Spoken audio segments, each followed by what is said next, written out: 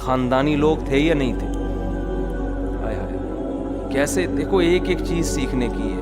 کوئی آپ کی فری میں خدمت کر رہا ہو اس کی زیادہ خدمت کرو آپ. جب وہ اتنا بڑا دل کر رہا ہے تو آپ اس سے بڑا دل کر کے دکھاؤ. ہمارے ہاں جو فری میں کر رہا ہے اس کو نچوڑتے رہتے ہیں کہ تو فری پھوکٹ کا ملا ہوا ہے نا، اس کو تو جوس بنا کے اس کا پی لو. اور جو جتنا تیز ہوگا نا، 1.5 ہوشیار باس کو نچوڑنے کی کوشش کرے گا، اس کو کھلاتے رہیں گے. مخلص لوگوں کی ہمارے معاشرے میں قدر نہ، مخلص ملازم کی قدر ہے، نہ مخلص باپ کی قدر ہے، نہ مخلص اولاد کی قدر ہے، نہ مخلص بیوی کی قدر ہے، نہ عورت کو مخلص شوہر کی قدر ہے.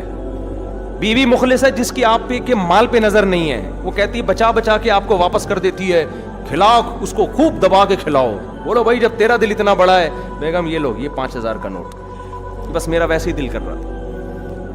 نہیں نہیں، جو تیز عورت ہوگی وہی تمہارے بٹوے سے پیسے نکالے گی. جو شریف ہے تم اس کو اس کا جہیز بھی کھا جاؤ گے. اور دوسری طرف بھی یہی معاملہ ہے. میاں اگر شریف ہے، سرنج سے نا اس کا خون نکال کے اپنے بھائیوں کے چڑھا دے گی. تو اس لیے کوشش کیا کرو تمہارے ماتحتوں میں جو اگر تمہیں لگے نا کہ یہ مخلص ہے تو اس کے مانگنے سے پہلے اس کو دے دیا کرو. ایک انگریز کا قول ہے کافر کا لیکن بڑی اچھی بات ہے. اس نے کہا اپنے ماتحتوں کو کبھی باؤنڈ نہ کرو اپنے پاس کہ وہ کہیں اور جانا چاہیں تو تم روک کے رکھو. نہ نہ نہ، یہ ظلم ہے ان کو کہیں اور اچھی جگہ مل رہی ہے، بولو جاؤ بھائی. کمپنی والے آج کل مجھے اب تو نہیں بلاتے، پہلے کہتے تھے آپ ہمارے ملازمین میں بیان کریں کہ یہ ہمیں چھوڑ کے جائے نہیں. ان کو کم وقتوں کو ہم سکھاتے ہیں، جہاں اچھی جاب ملتی ہے وہاں بھاگ جاتے ہیں. میں نے کہا یہ تو میں بھی ہوتا تو میں بھی یہی کرتا.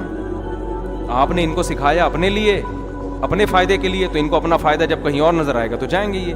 تو میں نے ان سے وہ انگریز کا قول نقل کیا کہ اپنے ماتحتوں سے کو کہیں بھی جانے سے مت روکو، سلوک اتنا اچھا کرو کہ وہ کہیں اور نہ جائیں.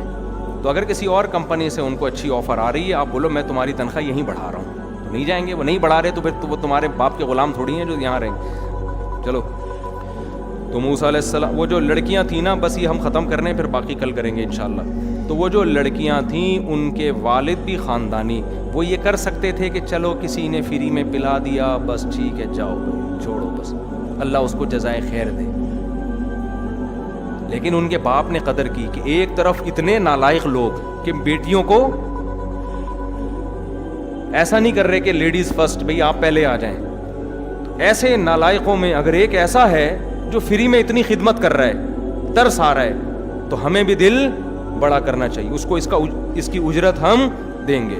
تو دونوں میں سے ایک آئی حیا کے ساتھ. حیا کے ساتھ بھی اللہ نے ذکر کیا اس لیے کہ اللہ کو عورت میں حیا کا عنصر پسند ہے. اس لیے میں کہتا ہوں اللہ کا واسطہ، خواتین جس طرح سے بائکوں پہ بیٹھتی ہیں نا دونوں پاؤں ایک طرف کر کے، اس میں حیا زیادہ ہے. اس کلچر کو تبدیل کرنے کی کوشش مت کرو. حیا ایسی چیز نہیں ہے جو ہم لغت سے نکال کے دکھائیں کہ کس طرح حیا ہے. حیا دیکھنے سے پتہ چل جاتی ہے، دیکھنے سے پتہ چل جاتی. ہاں اس میں یہ خطرہ ہوتا ہے کہ پاؤں کپڑا نہ الجھ جائے، اس کا کوئی متبادل تلاش کرو. کیونکہ بعض خواتین اس طرح بیٹھتی ہیں کہ بائک کے اس میں نا چین میں برقع پھنستا ہے، چادر پھنستی ہے، تو چین کور ہونا چاہیے. چین کور ہو تو پھر نہیں پھنستا.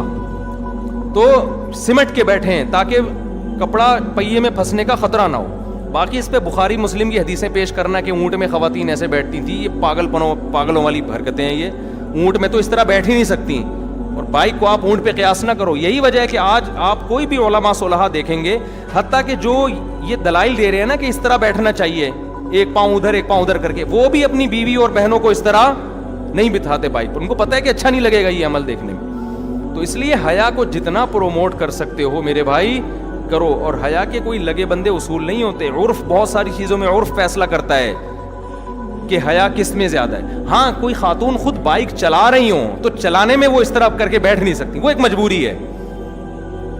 نہیں یاری بات میرا خیال ہے. بعض لوگ یہ بھی طنز کرتے ہیں اس طرح بیٹھ کے چلائے گی کیسے. تو میں چلانے کی بات تھوڑی کر رہا ہوں، چلانا پڑے گا وہ تو ظاہر ہے، ایک پاؤں ادھر ہوگا ایک پاؤں ادھر ہوگا. میں پیچھے بیٹھنے میں کہہ رہا ہوں کہ پیچھے بیٹھیں تو دونوں پاؤں ایک طرف کر کے بیٹھیں. جہاں مجبوری میں چلانا ہو تو پھر چلانے میں تو ظاہر ہے ایک پاؤں ادھر ہوگا اور دوسرا پاؤں ادھر ہوگا. اس میں یوں بیٹھ کے کون پاگل مشورہ دے گا.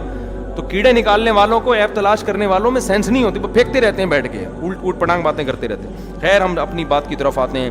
قرآن کہہ رہے فجاءتہ احداہما تمشی علی استحیاء، دونوں میں سے ایک آئی حیا کے ساتھ چلتے ہوئے. حیا کے ساتھ چلنا کسے کہتے ہیں؟ ایک تو راستے کے کنارے پہ چلیں، روڈ کے بیچ میں نہ چلیں. خواتین کو چاہیے کیسے چلیں؟ راستے کے کنارے پہ، پراپر پردہ ہونا چاہیے. تو وہ جب آئی اور کہنے لگی میرے ابا نے آپ کو بلایا ہے. کیوں بلایا ہے؟ آپ کو میرے ابا اجرت دینا چاہتے ہیں. حضرت موسیٰ علیہ السلام چلے گئے، وہ تو پہلے ہی امید لگا کے بیٹھے ہوئے تھے. انہوں نے کہا اللہ نے میری دعا قبول کر لی. اس سے صاف پتہ چل رہا ہے استغنا کی بھی ایک لمٹ ہے. بھیکاری پن بھی مت بنو اور اتنا استغنا بھی نہ کرو کہ اللہ کچھ دینا چاہتے اور آپ کو نہیں جی مجھے اللہ کھلائے گا. تو قرآن کہتا ہے قالت احداہما، ہاں موسیٰ علیہ السلام آئے تو ابا نے جب موسیٰ علیہ السلام سے بات چیت کی تو پھر پوری تفصیل پوچھی آپ ہو کہاں سے، آپ ہو کہاں سے. حضرت موسیٰ نے اپنا پورا واقعہ بیان کر دیا. بھائی میں ایسے فرعون کے محل میں پڑا ہوں، بڑا ظالم ہے، ہماری قوم کے ہزاروں بچوں کو قتل کر دیا اور مجھے بھی تنگ کرتا تھا، ایک قبطی کا مجھ سے قتل ہو گیا. پوری صاف بات کی موسیٰ علیہ السلام نے، کوئی اس میں جھوٹ نہیں، جو تھا ویسے کا ویسا بیان کر دیا. تو یہاں بھی دو نمبری ہوتی ہے. ایک اجنبی آدمی جس کو پتا ہے مجھے اس کنٹری میں کوئی رشتہ ملے گا نہیں، اس کا جب کسی گھر میں جانا ہو اور دو لڑکیوں کی خدمت بھی کر چکا ہو تو اس کو داماد بننے کی بھی ایک لالچ پیدا ہو سکتی ہے نا. تو یہاں وہ حقیقت نہیں بیان کرے گا بلکہ جھوٹ موٹ کے کاروبار اور بزنس پیش کرنا شروع کر دے. ایکچولی میرا مصر میں بڑا بزنس ہے اور میں بزنس کے سلسلے میں یہاں آیا تھا. یہ بھی گڑبڑ ہوتی ہے. حضرت موسیٰ نے کچھ نہیں کیا، کوئی لالچ نہیں بھائی کسی سے. اس لیے میں کہتا ہوں رشتے لینے جایا کرو، جو ہو وہ بیان کر دیا کرو، ہونا ہوگا ہو جائے گا. جھوٹ بول کے اچھی جگہ شادی سے بہتر ہے کسی خراب جگہ شادی کر لے سچ بول کے، وہ پھر بھی پائیدار ہوگا معاملہ. دھوکہ نہیں دے انسان کسی کو. موسیٰ علیہ السلام نے اپنی پوری کہانی سنائی. بھئی میرے ساتھ یہ ہوا. تو وہ کہنے لگے لا تخف نجوت من القوم الظالمین، اب خوف نہ کرو، اللہ نے تمہیں ظالموں سے نجات دے دی ہے. قالت احداہما یا ابت استاجرہ، دونوں بیٹیوں میں سے ایک نے مشورہ دیا کہ ابا ہمارے گھر میں کوئی بھائی نہیں ہے، ہماری بکریاں چرانے کے لیے ہمیں ایک اچھا ملازم چاہیے، ایسا ملازم جو ایماندار بھی ہو اور طاقتور بھی ہو. ایماندار اس لیے گھر میں لڑکیاں ہیں. آپ بعض دفعہ مزدوروں کو لے کر آتے ہیں، وہ گھر کی عورتوں کو جھانکنا تاکنا شروع کر دیتے. میں نے دفعہ ایک مزدور کا انتظام کیا، مجھے کسی نے کہا اس کو نہیں رکھو. میں نے کہا کیوں؟ کہہ رہے اس کی عادت ہے کمبخت کی، جس گھر میں مزدوری کرتا ہے ان کی عورتوں کو جھانکتا ہے جا کے. مشہور ہے ماشاءاللہ، اللہ نے اتنا نوازا ہے کہ اس فیلڈ میں کیا ہو گیا ہے، مشہور ہو گیا. اس کا کام ہی یہی ہے کمبخت کا. پنکھا ٹھیک کرنے میں یا پلستر کرنے میں اتنا ٹائم نہیں لگاتا جتنا جھانکنے تاکنے میں لگاتا. ابھی ایک مزدور پٹا ہے، چھت پہ چڑھا ہوا جھانک رہا تھا کسی کے گھر میں، اوپر شٹرنگ کا کام کر رہا ہے اور جھانک کسی کے گھر میں. لڑکوں والوں نے دیکھ لیا، اس کو بلا کے طبیعت سے کوٹ پیٹ کے اس کے اگلے پچھلے سارے گناہ معاف کر دیں. لیکن یہ ایسے ٹھرکی ہوتے ہیں کہ یہ پٹ کے دوبارہ وہی کام کر رہے ہوتے ہیں. تو گھر میں آپ جب کسی بندے کو رکھتے ہو سب سے پہلے اس میں امانت دار ہو، کسی کی بہو بیٹی کے ساتھ خیانت نہ کرے. نمبر 2، اس لحاظ سے بھی امانت دار ہو کہ ڈیوٹی پابندی سے کرے، ورنہ خیانت کرنا شروع کر دے. آپ حضرت موسیٰ نے بکریاں چرائیں، میرا تجربہ ہے آپ اپنی بکری خود پالتے ہو اتنی اسپیڈ سے بڑھ رہی ہوتی ہے، چرواہے کو دے دو، بڑھنے کے بجائے چھوٹی ہونا شروع ہو جائے گی روز بروز. اس کی اپنی بکریاں بڑھ رہی ہوں گی، آپ کی کیا ہونا شروع ہو جائیں گی. میں نے بکری کا بچہ دیا، وہ اتنے کا اتنا ہی ذبح کیا، پھر ہم نے 1 سال کے بعد بڑھا ہی نہیں. کھلاتے ہیں نہیں، چلا کے اپنے جانور کو بڑے ٹائٹ طریقے سے پال رہے ہوتے ہیں. تو بچیوں نے کہا کہ سب سے بہتر ملازم جو گھر میں ملازمت کے لیے وہ ہے نمبر 1 ایماندار ہو، نمبر 2 طاقتور ہو.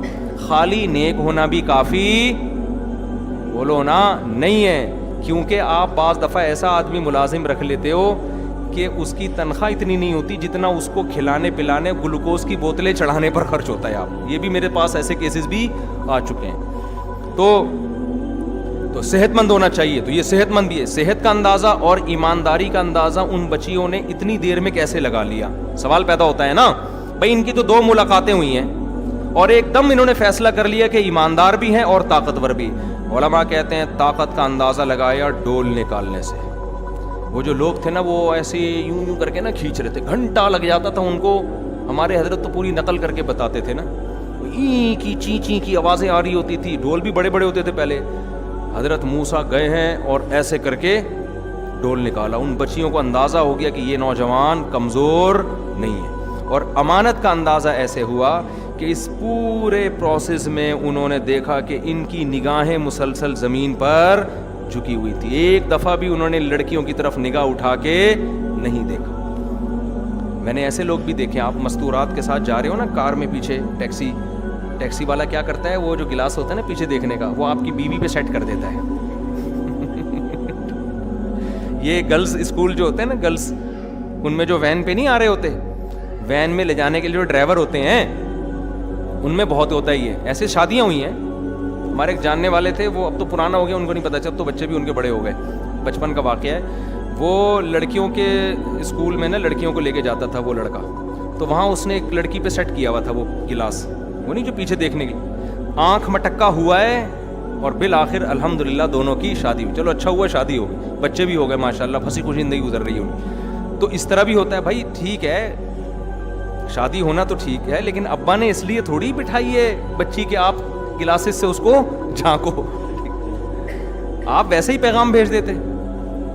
اور ایسے بھی ہم نے اچھے لوگ دیکھے ہیں کہ وہ اس کا خیال کرتے ہیں کہ بھائی آپ جب اگلے پر اعتماد کر رہے ہیں تو آپ اس کے اعتماد کو ٹھیس نہ پہنچائیں.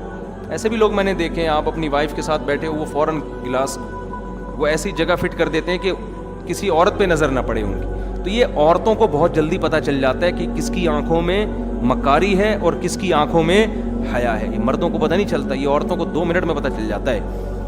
تو ان لڑکیوں نے حضرت موسیٰ علیہ السلام کی آنکھوں سے اندازہ لگا لیا کہ یہ اجنبی ہو کے کسی کے ساتھ خیانت نہیں کر رہے. نظر مستقل کہاں ہے, نیچے. اور بعض علماء نے یہ بھی لکھا ہے کہ حضرت موسیٰ نے جب ان لڑکی نے کہا نا کہ آپ میرے والد کے پاس چلیں, تو حضرت موسیٰ نے کہا کہ میں آگے چلتا ہوں, آپ پیچھے. ممکن ہے یہ ایسا ہو, واللہ عالم. خیر ان کو اندازہ ہو گیا, تو اس لیے اب بس یہ 2 آیتیں پڑھ کے بیان ختم کرتا ہوں. تو وہ جو لڑکیوں کے والد تھے نا, یہ کہا جاتا ہے کہ شعیب علیہ السلام تھے, کہ اس کی کوئی دلیل ہے نہیں. ان لڑکیوں کے دیکھو, باپ کو سب سے زیادہ فکر بیٹی کے بالغ ہونے کے بعد اس کی شادی کی ہوتی ہے, جو غیرت مند باپ ہے. سب سے زیادہ فکر کس کی ہوتی ہے؟ جو غیرت مند باپ ہے نا, اس کو فکر ہوتی ہے مجھے اپنی بیٹی کے لیے رشتہ چاہیے. آج کل یہ فکر ختم ہو گئی, بلکہ بچی بتا بھی دیتی ہے نا ابا کو کہ وہاں شادی کرنی ہے, تو ابا 2 لگ کے تھپڑ لگاتے ہیں اس کے. شرم نہیں آتی بھی, ایجوکیشن ہے ایکچولی شروع ہو جائے گا پھر. تو جو غیرت مند ہے, ہمیں یہ واقعہ اللہ اتنی تفصیل سے کیوں بیان کر رہے ہیں, یہ کوئی معاذ اللہ کہانی ہے, ایک ایک پہلو سے سبق دلانے کے لیے کہ وہ لڑکیوں کے والد نیک آدمی تھے, تو وہ مسلسل تلاش میں تھے مجھے اپنی بیٹی کے لیے کوئی اچھا شوہر چاہیے. تو ان کو اندازہ ہو گیا کہ یہ اس آدمی میں 2 کوالٹیز ہیں, نمبر 1 صحت اچھی ہے, نمبر 2 ایماندار ہے. تو داماد کی سلیکشن میں بھی 2 چیزیں دیکھی جاتی ہیں, صحت مند ہو اور ایماندار ہو. ہمارے ہاں ان 2 کو اگنور کر کے روکھڑا دیکھا جاتا ہے, کماتا کتنا ہے. اگر وہ ایماندار نہیں ہے, کماتا ہے, خدا کی قسم یہ کمائی عذاب جان بن جائے گی. اسی کمائی سے وہ آئس پیے گا, اسی کمائی سے شراب پیے گا, اسی کمائی سے لڑکیوں کو جھانکا تاکی کرے گا. پیسہ تقوی کے بغیر آتا ہے تو عیاشی لے کر آتا ہے. دوسری بات یہ کہ پیسہ آنے جانے والی چیز ہے. اگر صحت ہے تو بندہ بزنس کر کے پیسہ کما لیتا ہے, ایمانداری نہیں ہے تو پیسہ وبال جان, اور صحت نہیں ہے تو جب آپ کے اندر کمانے کی طاقت نہیں ہے تو پھر میری طرح آپ سبزی والوں کو پیسے بانٹتے پھر ہوگی. مجھ میں تو تھی طاقت لیکن ٹائم نہیں تھا نا, تو وہی ہو جائے گا. اس لیے علماء کہتے ہیں کہ ایک آدمی اگر صحت مند ہے تو اس کی جیب میں پیسہ ہے یا نہیں یہ مت دیکھو, بلکہ ایسے موقع پہ قرآن کیا کہتا ہے, یکونوا فقراء یغنیہم اللہ من فضلہ, اللہ اپنے فضل سے غنی کر دے گا. جب بیوی آئے گی تو کھلانے کا خرچہ بھی اللہ دے دے گا. تو ان کے والد نے بھی دیکھا بھائی صحت مند ہے, کما سکتا ہے اور ہے بھی ایماندار, تو داماد میں یہ 2 چیزیں کافی ہیں. 2 چیزیں مل گئیں, فوراً اپنی بیٹی کا رشتہ موسیٰ علیہ السلام کے لیے پیش کر دیا اور کہنے لگے انی ارید ان انکحک احدی ابنتی ہاتین, کہ میں چاہتا ہوں ان دونوں میں سے ایک بیٹی کی شادی میں آپ سے کر. اسی وقت فیصلہ کیا ہے, کہاں گئے استخارے 6 مہینے کے بھائی؟ کہاں گئے؟ کہاں گئے وہ پتھر پہلے نگینے معلوم کروائیں کہ ان سے ملتا بھی ہے نگینہ کہ نہیں ملتا، اور جو ہے وہ استخارے نکلواؤ، اگر نیلا آیا تو پھر کر دو، پیلا آیا تو بھائی داماد میں 2 چیزیں جب ثابت ہو گئیں اب کسی استخارے کی ضرورت نہیں ہے فوراً. پھر یہ بھی نہیں کہا اچھا میں اپنے چاچا، ماموں، خالہ، پھپھو، ممانی، اور مصر سے میری کزن بھی آئی ہوئی ہے، اور ادھر فلسطین سے میرے نانا آئے ہوئے ہیں، ان سب کو میں بلا کے جرگہ ہوگا، وہ جرگہ فیصلہ کرے گا کہ اس بیٹی کی شادی آپ سے کرنی ہے کہ نہیں کرنی. جن خاندانوں میں بچیوں کی شادی کے لیے جرگے بیٹھتے ہیں ان میں بچیوں کی شادی کے علاوہ دنیا کا ہر کام ہوتا ہے. باپ کو اللہ نے اتھارٹی دی ہے، ہاں یا نہ اسی وقت کر دے. وہ سمجھتے ہو باپ بہترین فیصلہ کرتا ہے. میری جب شادی ہوئی نا تو میری جو وائف ہیں الحمدللہ اور ان سے میری اولاد ہے، ان کے ابا نے رشتہ داروں کو بتائے بغیر ہاں کر دی تھی، کیونکہ میں دوسری کر رہا تھا نا. وجہ یہی تھی کہ وہ کہہ رہے یار ہم جب بتائیں گے نا دوسری تو کوئی بھی نہیں مانے گا. تو باپ کو پتا ہوتا ہے کہ یار میرے نے کیا فیصلہ کرنا ہے. تو انہوں نے مجھے یہ بتایا تھا کہ آپ جب نکاح پہ آئیں گے تو آپ نے بتانا نہیں ہے کہ میں دوسری کر رہا ہوں، آپ نے یہی شو کرنا ہے کہ میں کیا ہوں، کنوارا، کیونکہ پھر ایک نئی بحث چھڑ جائے گی. تو رشتہ داروں کو سمجھانا بڑا مشکل ہوتا ہے اور باپ ڈیسیجن لے سکتا ہے. تو لے لیا انہوں نے ڈیسیجن الحمدللہ اللہ کے فضل سے. آپ کے سامنے وہ میرا خیال ہے 13-14 سال ہو گئے شادی کو. اگر وہ نہ فیصلہ کرتی نہیں، پہلے ماموں سے پوچھوں گا، چاچے مامے سارے، ابے کیا دوسری والے کو دے رہے ہو، ابے اس کے پہلے سے بچے، ابے پاگل ہو گئے ہو کیا. اتنی انکوائری ہوتی نا، اتنی انکوائری کمیشن آفیسر میں بھرتی ہونے کے لیے اتنی انٹیلیجنس خفیہ ایجنسیاں انکوائری نہیں کر رہی ہوتی جتنی باقی سارے کر رہے ہوتے ہیں. ان کو وہ خطرات نہیں ہوتے جو بیٹی کو گھر میں بٹھانے کے ہوتے ہیں. تو باپ صحیح فیصلہ کرتا ہے.